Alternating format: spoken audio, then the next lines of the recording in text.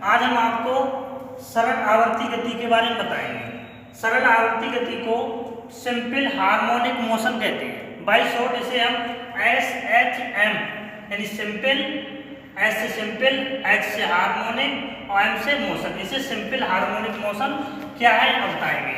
इसकी परिभाषा है सरल आवर्ती गति उस गति को कहते हैं जिसमें वस्तु जिस बल के अंतर्गत गति करती है उसकी दिशा हमेशा विस्थापन के विपरीत एवं परिणाम विस्थापन के समानुपाती होती है। कहने का मतलब यानी वस्तु इस प्रकार से गति करती है कि जो फोर्स है वह विस्थापन के समानुपाती होगा, बट जो फोर्स हम अप्लाई कर रहे हैं उसकी जो डायरेक्शन होगी वह अपोजिट होगी। सपोज करिए ये कोई एक छड़ दिखाई गई है, या कहने का मतलब एक मीन पोजीशन किसी वस्तु की वो मीन अवस्था है, इस पर हम फोर्स F अप्लाई कर रहे हैं, वस्तु को यहाँ से यहाँ तक विस्थापित कर रहे हैं। तो हम फोर्स क्या है इस दिशा में लगा रहे हैं, इधर के लिए अप्लाई कर रहे हैं, फोर्स हम इधर खींच रहे हैं, तो इसकी जो दिशा होगी क्या होगी, विपरीत होगी। या कहने का मतलब समझने का मतलब इस प्रकार का मोशन जिसमें हम फोर्स अप्लाई करते हैं तो विस्थापन की दिशा मतलब उसकी क्या होती है, विपरीत होती है। सपोज कीजिए ये मीन पोजीशन पर कोई एम द्रव्यमान का एक झूले का टाइप लटका हुआ है जिसका द्रव्यमान कितना m है, इसे हम क्या करते हैं फोर्स अप्लाई करके इधर से यहाँ पर ले जाते हैं, फोर्स इस दिशा में अप्लाई करते हैं और हम छोड़ देते हैं। तो जब फोर्स हम इधर को अप्लाई करते हैं और वो मोन पोजीशन उसकी लौट के यहाँ पर आती है और यहाँ से यहाँ तक जाती है। तो इस प्रकार से जो पिंड है कोई वो गति करता है उसे हम कहेंगे कि वह सरल आवर्ती गति करता है। कहने का मतलब जो है स्प्रिंग होता है, स्प्रिंग यहाँ से यहाँ को स्प्रिंग को अटैच कर दिया गया है और यहाँ पर हमने m द्रव्यमान का इसमें मास अटकाया है और स्प्रिंग को हम यहाँ से लेकर इस तरह खींचते हैं। तो इस डायरेक्शन में हम इसे यहाँ तक स्प्रिंग को खींचेंगे और जिसका डिस्प्लेसमेंट होगा वो इस डायरेक्शन में होगा। कहने का मतलब हमेशा जो फोर्स वर्क करता है वह विस्थापन या उसका जो डिस्प्लेसमेंट है उसके अपोजिट होता है।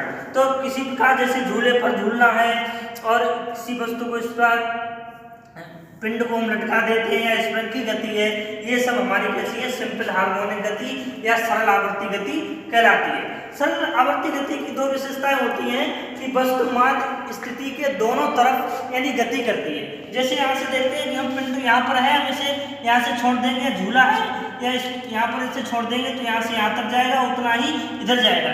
यहाँ पर क्या होगी, जो हाइट होगी वो हाइट का जो मान होगा, ऊंचाई होगी वह 0 होगी और वेलोसिटी इस पॉइंट पर मेन पोजीशन पर वेलोसिटी का मान v मैक्सिमम हमेशा ज़्यादा होगा।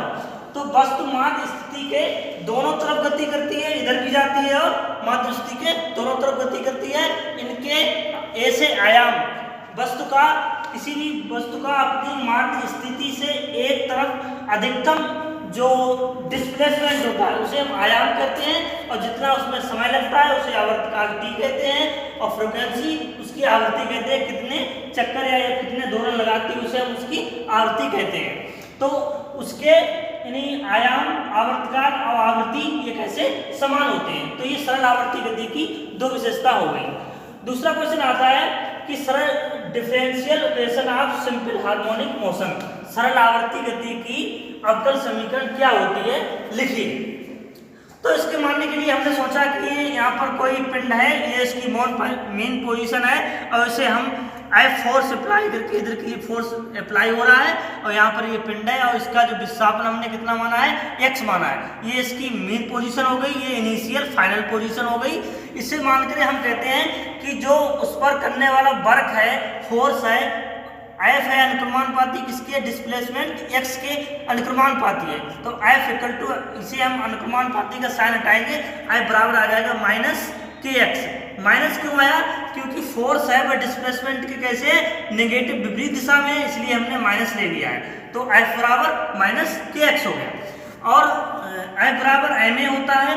ठीक, गति के द्वितीय समीकरण से हम जाते हैं, उस पर जो लगने वाला जो फोर्स होता है वो उसके द्रव्यमान और उसके त्वरण के मल्टीपल होता है। तो F बराबर ma हम लिख सकते हैं बराबर माइनस kx हो गया। इसे हम क्या करते हैं, इस को पक्षांतर कर लेते हैं, ma vector plus kx equal to 0 आ गया। अब क्या करते हैं, m का ऐसे लिख दिया, और a जो होता है, यानी जो a होता है, a बराबर होता है हमारा त्वरण, ये त्वरण का मान है, और तो इसे हमें dx बटे dt, b बराबर क्या होता है, b बराबर होता है dx बटे dt, और इससे हम दोबारा इंटीग्रेशन कर देंगे, या तो dt ओवर x बटे dt स्क्वायर, या b dt जब कर देते हैं वो हमारा क्या हो जाता है, a हो जाता है। तो इसे हम dt ओवर x बटे dt स्क्वायर a को लिख सकते हैं, प्लस kx बराबर 0। इस हिसाब से क्या है, जहां k क्या है, k एक फोर्स कांस्टेंट है, जिसे हम एक बल नियतांक कहते हैं। फोर्स को क्या कहते हैं, बल नियतांक। तो m अब हमसे क्या है, डिवाइडेड बाई m, डिवाइडेड भाग दे देंगे। सर रुक जाओ, सुना रहा है सुधीर जी इस पर। डिक्लाइन कर दो सर।